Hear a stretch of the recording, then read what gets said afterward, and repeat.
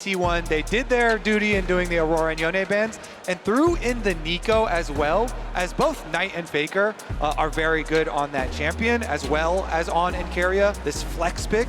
But I'm really curious, will they still ban the Nico once again? I think it's Kalista. I think they'll take it away. I think it's proven to be too strong in this series, and I don't think they're going to allow it to go through. Honestly, I agree with you. I just think that the Kalista is just such a powerful bot.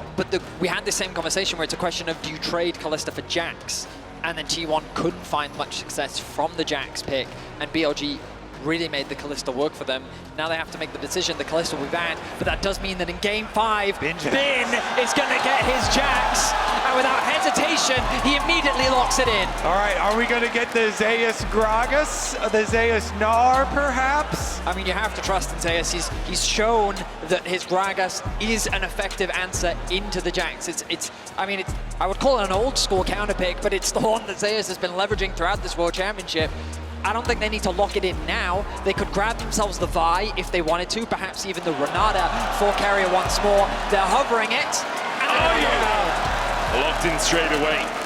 Bin lays down the gauntlet and Zeus immediately answers. Bin has only lost 3 times on his Jax this year. Twice against T1, once against Genji. Now we'll see if Zeus can stand in his way once again. T1 looking towards perhaps a Galio in the mid lane here for Faker. And it's going to be locked in as well, so they have a very tanky front line already. Gragas obviously has a big sustained tank, the Galio as well, which is pretty much unkillable unless you can manage to get ahead of him. I'm honestly surprised to see the Galio locked in this early for T1, rather than securing something like the Xayah Rakan for themselves. They've chosen to go for it, maybe in anticipation of BLG potentially going for the Silas and knowing that the Galio can be an effective answer into it. Elk gonna get himself his Kaisa. Ooh, we have to think they're gonna build more on top of this dive then for BLG. Yes, some strong side laners plus some dive. It's just comfort. BLG are just saying, how comfortable can we be? Oh my goodness. Jax, we'll give Elk Kaisa, we'll give Knight Ahri. That is the epitome of what BLG like. How many legendary player champion combos are we gonna get in a deciding Game 5 of World Finals? Knight on his Ahri, Bin on his Jax. Those very well, if they win, would be their skins. I mean, Knight, he's world famous for his Ahri. This World Championship hasn't had the best win rate for him, but you cannot afford to underestimate it. The Xayah going to be locked in for T1. You imagine that Rakan is going to rise in priority. BLG likely looking to ban that one away. 100% agree with you there. Just works too well with the T1 comp. Let's see, what will the bans towards BLG be here for T1 though, as we try and whittle down? I mean, possible jungle takeaways here for Shun. I mean, if BLG continue down their comfort route, do you just get rid of something like the Rakan as well? Obviously, T1 kind of want the Rakan themselves, so BLG will remove it. In the end, no one's getting Rakan. I'm thinking like the Vi is just such a no-brainer pairing with the Ahri as well. True. But they do leave the Vi up there for Shun to take. The Kindred ban is like, okay, we can see how much comfort you're drafting. We're not going to allow that. Man, but Vi, I would even prefer a Vi over a Kindred if we're running Ahri, plus we have lots of dive on our side too. The Renata, a no-brainer as well. Follow up to the Rakan ban there. Take away those 2 primo picks for Keria. Too good against dive. I'm wondering if they put Oner on something a little more carry-orientated. Was thinking maybe Viego, but I don't love it. I feel like Vi does make the most sense. The Poppy into the Jax. In terms of damage, though, but it's so good at shutting down all of these carries that BLG are already showing. It's also a flex pick. You can also put it into the support position so they can wait to see what BLG draft and then decide after that. Because you're 100% right, Kobe. Poppy and its ability to mitigate the dashes on the side of BLG is a very powerful pick for sure. Ooh. What's it gonna be, Shen? Looking towards the Jarvan. Wait here with bated breath. It's locked in. Aggression, aggression, aggression, dive, dive, dive from BLG. It actually makes more sense. I was previously talking about Vi, but the Jarvan ultimate is better versus Xayah than the Vi ultimate is. So much better there. So really, really intelligent move. On, likely deferring to another one of his comforts, the cheeky hover. Showcasing some confidence there. There's the Rell.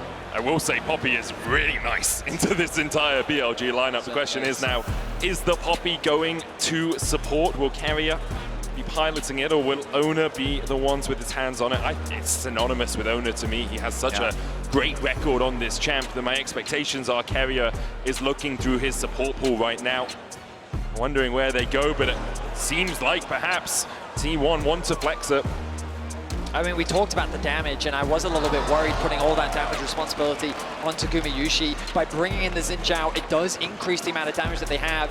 And we think about mid-jungles, it was kind of the story coming into the series about how Knight and Shun have been working exceptionally well throughout the bracket stage and finding advantages for BLG, and have really been playmakers when it came to the team fight. And Faker and Oner, a core part of the success of what makes T1 so good. Now, here in this game, those mid-jungle synergies are going to be crucial, as I'm expecting standard lanes. It's Zeus' Gragas versus Bin's Jax in the top side. Faker's Galio, a tried and true throughout his legacy, versus Knight, a player that is looking to make his name on World's history with his signature champion. We couldn't have asked for a more exciting draft here in Game 5. 100% I agree. Already just with the draft, I think that this is the most exciting game of the entire series from what we've seen. Both of them have capabilities of fighting those critical, important top-side fights around the grubs early on into the game. Zhao plus Galio, such a good combo. The Jarvan plus the Ahri, also such a good combo. And we get Bin's legendary Jax versus Zeus legendary, I would say, Gragas at this point. He is 23-4 on the Gragas all time. Impressive stats, to say the least. One last time we go to Summoner's Rift. One last time we see the defending champions battle against the first seed from the LPL. One more time we see these titans on the Rift challenge each other. One more time we see the weight of expectation so great on these two teams' shoulders. One more time. And there's so much on the line for both sides. BLG getting some revenge for last year's World Championship as T1 made their way through every single LPL team. T1 looking to raise their 5th trophy. LPL and BLG looking to hoist the Summoners Cup. So much on the line, and a single game will decide it all. A standard line of scrimmage to start off the game. I keep my eyes on pathing up towards the top side.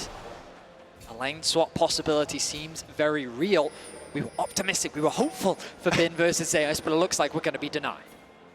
Yeah, looks like we are. The ward goes down in defense for T1. Sweeper comes out immediately, though, for BLG as they move in for that lane swap.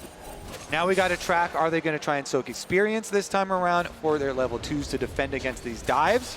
Looks like Zeus just immediately going right down, and we'll head on through that mid lane once again.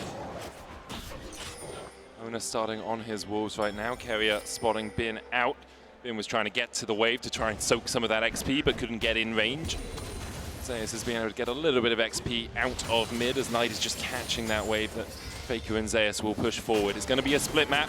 Bin goes in with a counter strike here. Tries to get into range for some of those minions dying. He didn't get any XP. Yeah, look at that. It's that melee right there that was one auto away. He does soak a little bit now, though. I mean, every little bit. We're on pins and needles because of soaking experience and lane swaps. It's every little bit that top laners can get. Note that Zeus grabbed XP in the mid wave and is now making a way towards top. On has path towards bot, preparing for the potential dive, knowing that the split map has come through. Zeus going to take a bit of damage, a lot of damage from Elk, but he's going to tick over to level 2, and he should be fine now on the top side. And they should be able to defend this dive. On was able to soak his level 2 before heading down. There's so much CC with a Rell plus Jax. I think that Elk's already swapping as well. So Bin's going to get level 2 here. Going to farm this experience underneath the tower on there as well. Knight gets the charm onto Faker, has to flash the Justice Punch. Faker punching in the opposite direction to get that little bit of an extension on that E. And it might seem weird that he would do that, but it's because he knows that Oner is on the bottom side of the map, and he hasn't showcased on the bot lane dive, meaning that he's in the jungle, and the possibility of him showing up mid is very real. Knight showcasing that respect, doesn't want to give over first blood. He's getting pushed underneath this tower, but his farm is doing just fine as Faker on the Galio continues his pressure in mid. Meanwhile, once they do teleport Bin back to that top side, he should be able to soak up his level 3 as Zeus already pushed the wave. Zeus is going to get the first move, but Faker under attack. Has no flash, Justice Punch gets hit, there's the charm as well, and Faker might fall first in the finals of the finals. Knight gets the kill, BLG find first blood. The Jarvan Ahri strikes first blood here into, wait a second. Elk has flash, has cleanse. Keria looking for that flank position. Onto it to use the shadowing striking. Knight goes down and Elk flashes. You can see Keria trying to bait the early flash. They're on, just able to escape to the relative safety of the other side of that wall. Another game, another BLG first blood. Finding it onto Faker, crucial. Especially given that Knight did have to expend his flash earlier, but a good response from T1 as they lay in wait in the bot brush, ready to try and trap Elk. They couldn't convert it into a kill, but they do get his summoner spell. And look at this bot wave. It is very awkward, slowly pushing towards the bot lane of T1. They're going to require Jun to shadow in the lane to help them get that push out. Exactly, he has to come all the way down here because Keria and Guma are doing such a good job just holding it. Meanwhile, topside, easy trading up there. The Jax into Gragas matchup is so much denial there for the Gragas. The phase rush for Zeus, usually able to hold them off. But here comes Shun, as you mentioned, came to shadow, make sure that they can move up to the wave. Going in, looking for the damage onto Zeus there. Relatively even top lane after obviously the first few levels were spent on opposite sides of the map. Very tiny gold lead for BLG. Faker again with a good Justice Punch to dodge away from the charm in mid. Shun hovering around. Yeah, it really cost Faker last time. Giving up that first blood, no flash on Faker. Pretty good movement so far from Shun, doing so much for his lanes, you know? Going towards Knight to make sure they can get their first blood, going towards bottom lane, make sure their wave is in a good state. So you have to do on the Jarvan, right? It is a very gank-orientated jungler. It does cost him in CS though, so this is something you're gonna have to keep track of. Just remember that Shun did a lot for his lanes. Now he's gonna try and catch back up though and see if he can full clear the rest of his jungle. And, you know, you can sit there and go, oh, it's a shame that T1 didn't get that kill in the bot lane 2v2, but they still benefited massively. You look at the AD carry difference, and because of the farm that was denied from Elk and the wave that Gumayusi was able to catch, he finds himself with about a 200 gold lead. And now he paths back up towards top. T1 have done this consistently, ready for the grub spawn. Faker ticking over to level 6 very soon. Nice trade onto Keria. It's going to make this contest of the grubs very difficult for T1, but Oner has found an angle onto Bin. Bin has the flash here. Oner dash forward with that audacious charge. Hits him with the Wind Becomes Lightning. There is the counter strike out from Bin. Oner happy enough to eat that. You can see the TP coming in from Zeus as well as T1 are bringing more members up towards the top side. Faker has the hero's entrance to come in from mid.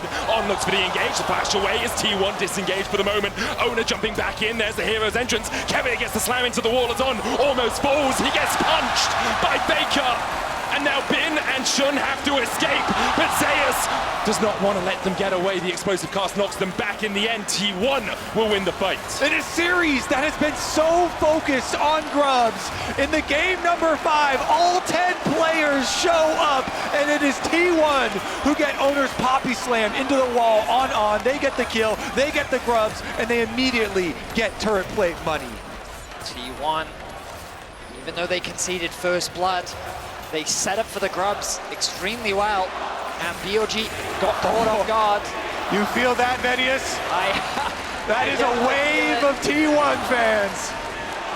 We look back at the replay. Oner walking into darkness, but he knows he has the support on. Not quite connecting on the stun. It could have been crucial, especially with Knight right there for the follow-up. The Galio ulti comes in, the connection into the wall, and then Faker securing that first kill. Yeah, and it's Keria Poppy this time around, of course. He's the one who got it, and the grub secured. T1 with the early game lead secured. The reason we're so focused on that is because you can balloon these gold leads so quickly, but Faker under attack! does have the flash, will punch forward, just as one's coming out. On misses the crash down, the charm connects though, and the chase continues as Shun dives forward. Faker save the flash, and in the end will use it to dash out of Shun's engage. I can't believe in a 4 versus 1 he's still able to get out. The charm doesn't quite connect. Knight though very healthy, able to get the push, means that BLG should be able to secure the first dragon of the game. They haven't actually set their sights on it. No TP available for Faker. I am a little bit surprised. The bot push is going to come through for Gumayusi, who has sticked over to level 6. BLG right now, resets come through. Elk making his way back towards bot now. More turret plate money, more demolish procs, Void grub passive. See just the pressure that Faker's absorbing in the mid lane. T1 now using that to garner a 1.7k gold lead. Gumayushi's been picking up plate after plate. Oner now looking towards this bot side. Elk yet to hit the level 6, still half a level of XP away. Elk has to run, supercharges his way back in the lane. I mean, the Xayah is just so far ahead here. 2 levels for Guma over him, not to mention all the extra gold, the biggest gold lead holder on the team. So much to know. Oh, Keria goes in, and down goes On. Keria turns him up. And the question is, will Elk stay around? Because he's still not at that level 6. I mean, a masterful performance from Keria in the top lane grub fight, along with this play in bot. He is just finding those angles for Poppy to connect into the wall. T1 find another kill, extend their gold lead to 2k, and they'll secure the first dragon of the game. And it is a very tall task here for BLG to get Elk back into this game. Xayah is so weak early on and being denied so much early into this game. It's going to be very hard for BLG to get their dive comp really online and get him scaling up into being a threat. Very far in the future, you're going to have to look before Elk is really a danger. Knight felt the pressure of this position last year on JDG in the semifinals. It was T1 that denied JDG the Golden Road. Hoping to get revenge, he is one of the players that we will be keeping our eyes on as this game continues. His Ahri has been able to turn around some incredibly difficult games before. The pick potential is real, but right now Guma is just going for it. Oh, Keria with a good set fast person. TP coming in from BLG as they look there he comes to make the play. Spear rush forward by Knight, holding the charm, doesn't get stunned. The charm hits Keria. Flash forward with the counter strike. Keria falls first as Gumayusi brings the feathers back and almost takes down On. Oner caught underneath his own tower, but he will fall even in the cataclysm. BLG find 2. Guma's walking away wounded. And just as we talk about him, he makes the play happen. 3 kills now for Knight. A fantastic TP to bring BLG back. Speak his name and you will invoke the magic of Knight's Ahri. That just fully funded Malignance and the shoes upgrade. Lucidity acquired. That ultimate cooldown now for Knight will be so low. T1 though, looking back at the grubs, they want to get at least 4 for their Void Might spawn. Despite a really good play there from BLG. I mean, yeah. The bot tower falling means that there's a huge wave as well. Knight forced to catch it, doesn't have the TP. Bin and Knight committing all of their summoner spells to make this play happening. The idea of shutting Gumayusi down is so important because of how much of a threat he is. Bin gets a nice flash, 2-person stun off, and they give the initial kill over to Knight. On's then able to disengage while Gumayusi does get away. Knight's able to secure the second kill as well. The kills in favor of BLG, but the gold still in the hands of T1. So much pressure on the shoulders of these BLG players, and now even more so onto that of Knight, a player that is so well-renowned in the LPL here, really looking to take that last step and acquire his first world championship. He is the richest player in the game on Ahri, such a playmaker. Can he do it? That's the question that everyone asks themselves in moments like this as well. For BLG, it would be the first time they have won a world championship. For T1, it would be their 5th. Faker so often leads the charge. Now it's Knight who has to take the charge into his own hands. Keria looking at the sun into the wall, the TP coming in behind as T1 begin to draw out their battle plans. Faker looking for that flank, BLG disengage. T1 can't quite find the fight that they were looking for right now. Faker doesn't quite realize he's sitting on a ward, but chooses not to overcommit to the play. TP's in ready for the action to kick off, but nothing too chaotic just yet. A minute and 15 until the next Rift Herald spawns. The bot lane has been completely abandoned. As T1 looking to now provide support for Zeus. See if he can push that wave underneath the tower. Keeping my eyes on the minimap. On has gone to reset, so it's BLG that'll be forced to concede for the time being. As T1 have numbers on the map, but On is quickly making his way towards top. Elk catching that wave in mid is crucial for him as he tries to close that gold gap between the two AD carries. Galio ult is available here. Remember, for Faker, you have to be careful as BLG. T1 have that safety net. Wave clear from Knight, though, coming through with the Malignance completed and level 9. The Q is going to be doing enough damage to help clear out those waves, but Gumayusi not slowing down, going to catch another wave as the resets now come through from T1. Dragon spawning in 55, and the Herald in 25. And again, the reason we're focusing so much on Knight, him getting all of this gold, is because Elk has been put so far behind in this game. It's going to be a while before there is another really big carry threat on the BLG side, and so Knight is their big threat of getting kills. Bin, of course, on the side lane is going to look to farm up and scale up some more money on the Jax, but that as well might take a while. And typically, Xayah is a difficult AD carry to kill. Thanks to the feathers, thanks to the ultimate, but with a Poppy and a Gragas and a Zhao and a Galio, it's going to be even harder, and it becomes that question, as you highlighted in Draft, Kobe, can the Jarvan actually lock the Xayah down? The flash is about to come off cooldown for Gumayusi. Both neutral objectives are alive. It's T1 that set their sights on the Herald, and they're going to be the ones to start this objective off.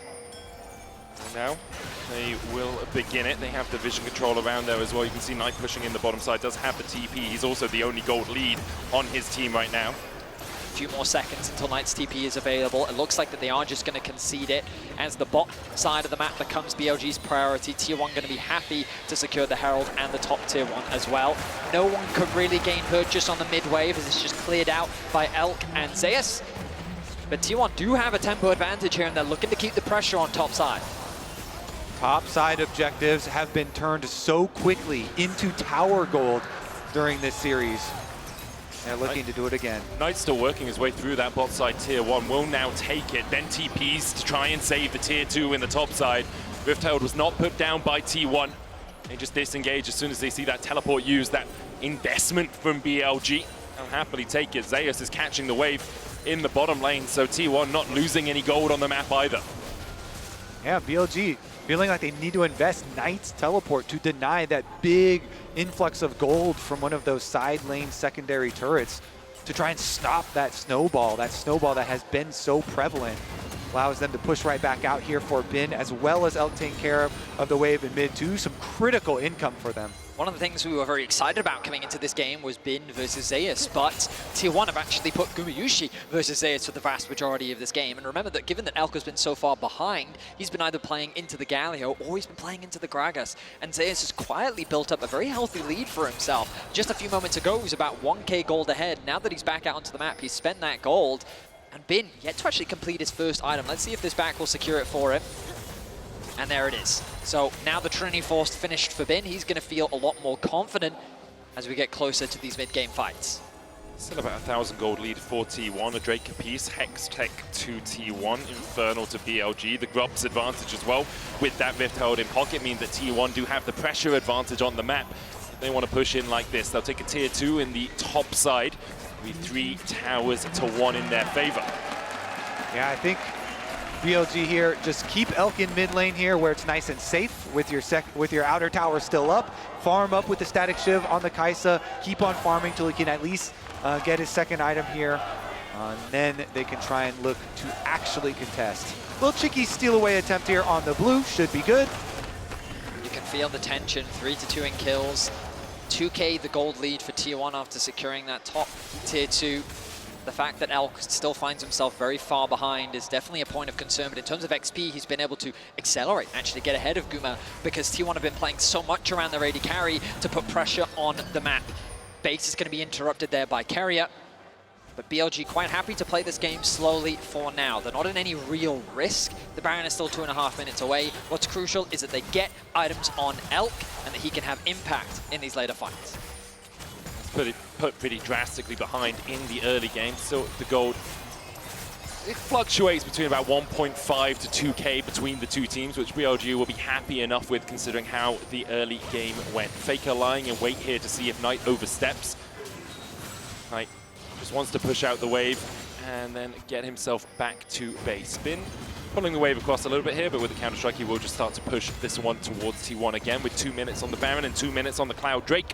Expectation is everything will calm down over these next 2 minutes until we start to see that vision play begin to be established for the neutral objectives.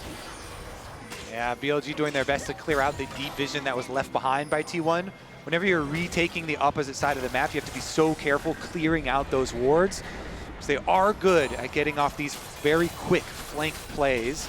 Rell used for that prio mid. Charge won't be enough to take the whole tower, just a nice little chunk there, soften it up. Bin does have a tower in that top lane that he can start to pressure towards. You can see Zeus working his way up towards that, but I think Bin with enough time should be able to just chunk that tower down. It will be BLG's second of the game. Zeus there to respond. Shen pathing towards top as well. The pressure perhaps towards them, but it's this game of this ebb and flow where Faker pushes out bot, he then goes into the fog of war, Knight has to answer, so BLG realize, well, we can't force a play because Faker's always going to be able to respond first. Knight answers the bottom side, then TP's back in, so now BLG have the impetus to put a bit of pressure back down onto the map. I mean, Faker recognized the TP came out of mid, immediately pings back towards bot, wants to push out another wave, says someone has to come and catch this. It's Bin that's going to be forced to go back to base to head towards bot because he's the one that has his TP available. They're going to send Knight now over to the top side of the map, but the problem is you've now got your TP-less mid laner on the top side with Dragon spawning in 30 seconds. Yeah. So with the push they've been able to get on bot, Faker gets a quick base off and he's already back out onto the map. T1 are going to have set up for this Dragon, and I feel like BLG is just going to force to concede it. Yeah, BLG, they need to open up the map more so they can start to make use of some split pushing and some Kaisa ultimate follow-ups. And so they do have everybody hovering on top side. They were thinking about trying to finish off that outer tower. They don't want to overextend too early for it, though. I think that they should commit to it, though. T1's obvious play next should be towards the Dragon. They've set up good vision towards it, and Knight knows that he doesn't have TP and he's on the top side of the map. They will spot out Faker as Bin and Zeus go back and forth on trades, but you're seeing how effective this Gragas is. Cosmic Drive Fimbulwinter is doing a lot of work here. They get the knockback as well. Keria with the steadfast presence position is here to try and help out his top laner. That Fimbulwinter Cosmic Drive combination is causing a lot of headache for Bin. That and the phase rush, some very useful tools for Gragas to always keep you at arm's length or belly's length in his case. Meanwhile, Knight did end up finishing off that outer tower, that extra gold that they wanted in payment for the Dragon. So they still got a bit of what they wanted. BLG kind of giving up the minimum amount here in order to still get some trade back. Ultimately, yeah, I think it's the best trade for them rather than try and force the fight around the Dragon at this point in the game, especially when you know that Elk still hasn't even completed his second item. Meanwhile, Gumayusi, Infinity Edge. Such a powerful item spike for the Xayah. Elk just finishes his Ginsus, as you say that statement, Betty. There is 2 items on the Kaisa, but she scales up so well as the game goes on. When they get towards the time when that W is just artillery more than anything else. And there's so many things that he has to consider when he's going in for it. You know, he's playing against, like you said, the Poppy plus Galio plus Zhao and even Gragas. So BLG definitely going to be looking to control some vision first so that actually they can be the ones to try and set up some picks. Now, in Game 4, you said with confidence that you don't expect the game to end in 27 minutes. I feel like this game isn't going to end in 27 minutes. With how tense it's been so far, with clear win conditions laid out for both sides, the 4th Dragon of the game is where I expect a lot of action to be happening. In the meantime, both teams are prioritizing farming, looking for outer objectives, and ideally, if either one of them could break open that mid tower, that would be great. But in terms of the siege, I think that it's not easy for either side, given the amount of wave they do have. But that point of tension continues to build up as both of these teams fight for that crucial edge to help determine who will be the 2024 World Champ.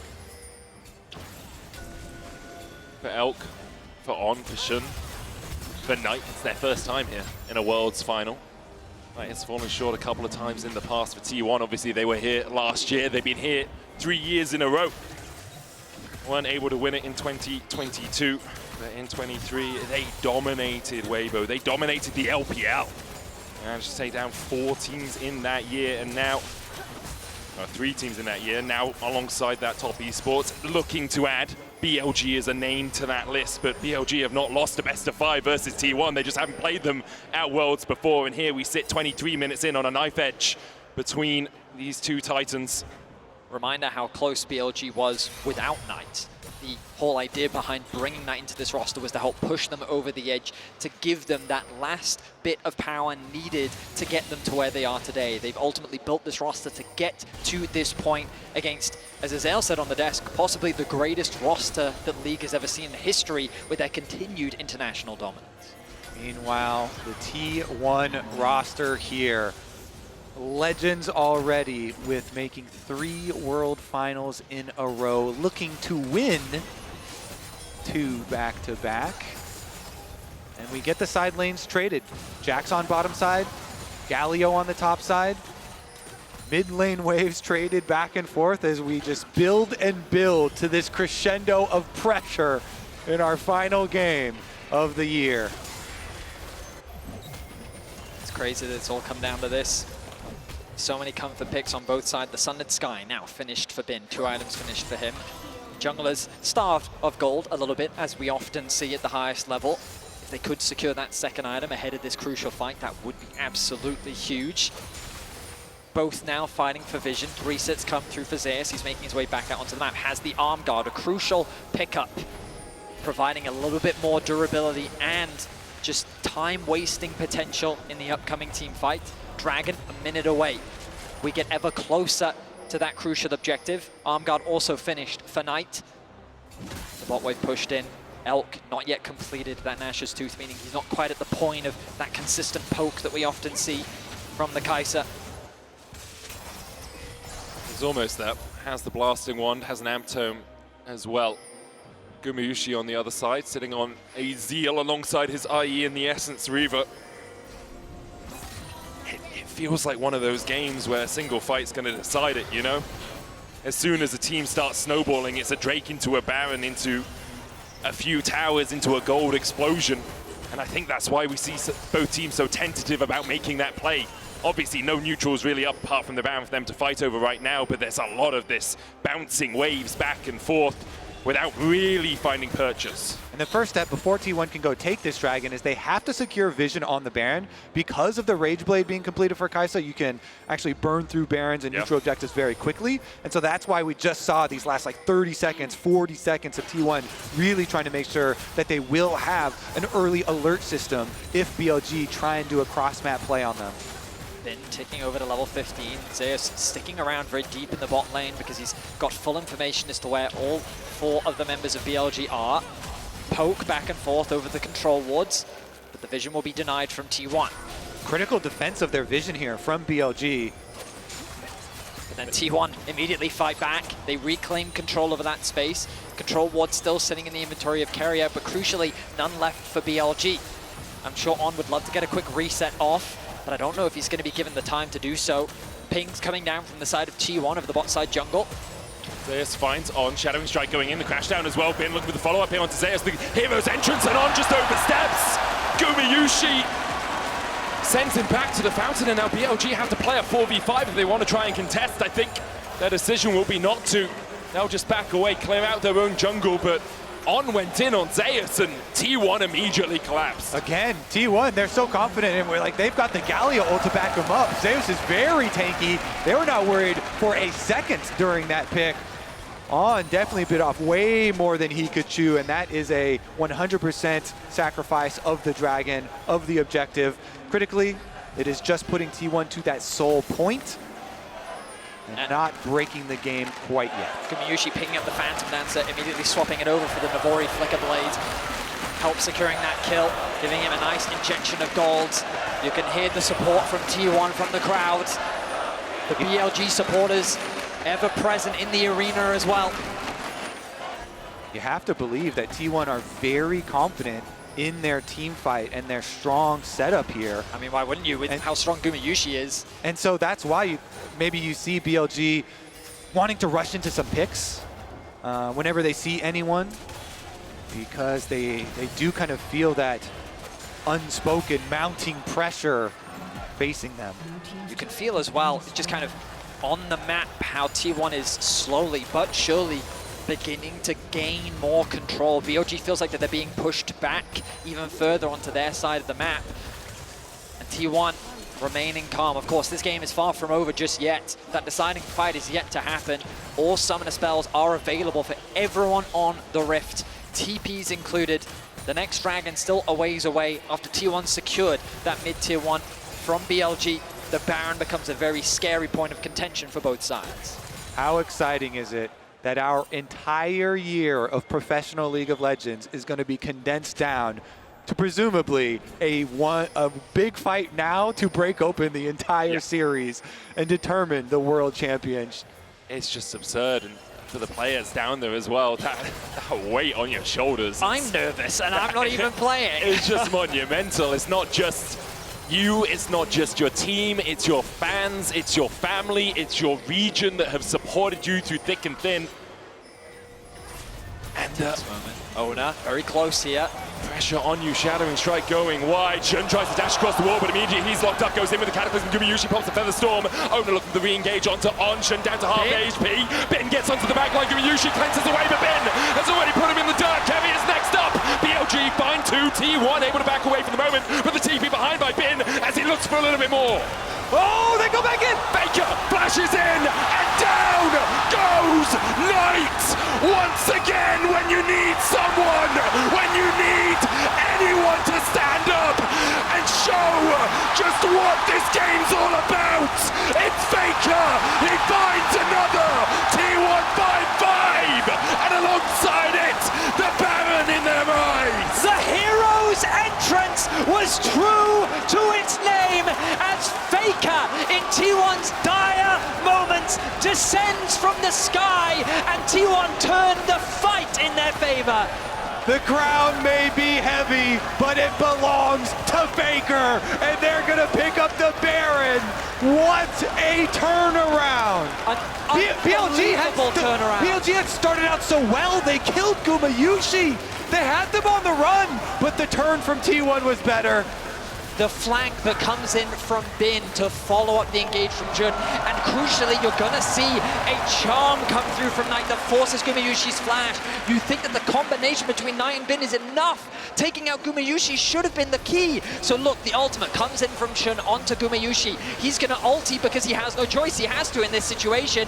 And then the charm from Knight there forces the flash from Gumayusi. Bin sees the angle, so he flashes, sidesteps the knockback, and he's able to work with Elk to get the kill. And at this point, you think the fight is over. Exactly, then they're on the chase. Knight goes, he just barely doesn't have the range on his charm onto Oner, and they're teleporting for the pincer, but just as they're teleporting and Bin has to walk back to the fight, that's when T1 turn. Such fantastic play and such confidence. The TP, the awareness from T1 to realize that that TP was a mistake, and then to create the collapse to turn it in their favor. Unbelievable turnaround from T1.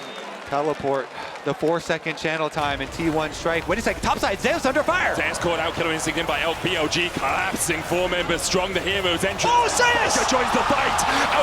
Elk with the stopwatch, Faker in the middle of them all, and it seems like death may have arrived, and his name is Faker! He's here for your lives! The rest of T1 begin his collapse, Faker's gonna fall, as he pulls the stopwatch, manages to buy himself a second. Oner here to save his mid laner once again, and Faker still stands! He has ascended! He stands above it all! And he looks hungrily at that world's trophy! The unkillable Demon King! Unkillable one more time! Unbelievable once more! How does he keep doing it? I mean, with the Baron buff, 4 members dead, it's only Knight left to defend his base, his crumbling kingdom at the hands of T1. An inhibitor will fall, and T1 set their sights on the Nexus. Knight goes in with the Spirit Rush, lands the charm as well. The first Nexus tower's fallen, and T1 are just looking for the prize. They're hungry for it. T1 are the past, the present, and the future. A new era, the same empire. T1 are your 2024 World Champions.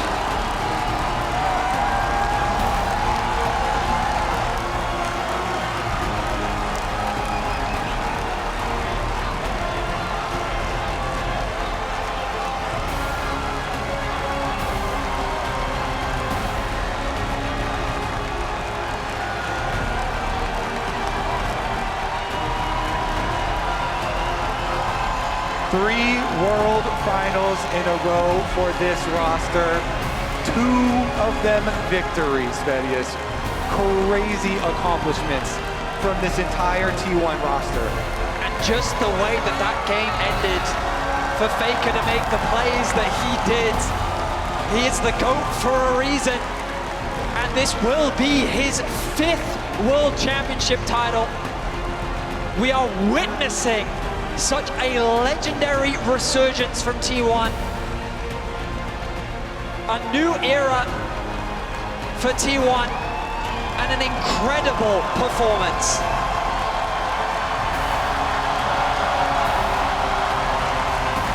Please keep that roster together again. That right there is a new T1 dynasty. Heartbreaking for BLG to be so close. In the end, Faker said it best, you got to prove it. That's what you play. When you face T1, when you face the best in the world, the defending champs, you got to prove it. And today it was T1 that proved it. A trophy ceremony presented by Mercedes-Benz. They will hoist the Summoners Cup. I can't think of 5 players that deserve it more. From 4th seed in the LCK, 1 game away from not even qualifying to the World Championship, to making it all the way to the final, a full 5-game banger. They will lift the Summoners Cup once more. Oh, those steps must feel so sweet. A 5-game banger, as you say, Vedi. T1 take to the main stage, and they deserve every accolade that is bandied towards them. It's back-to-back. London, Europe, the world, give it up. It's T1, your 2024 World Champions once more.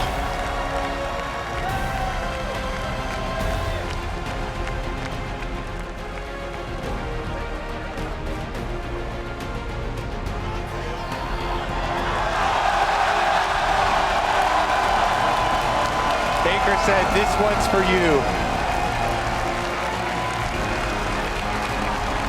I think it's a little bit for them as well. A little bit.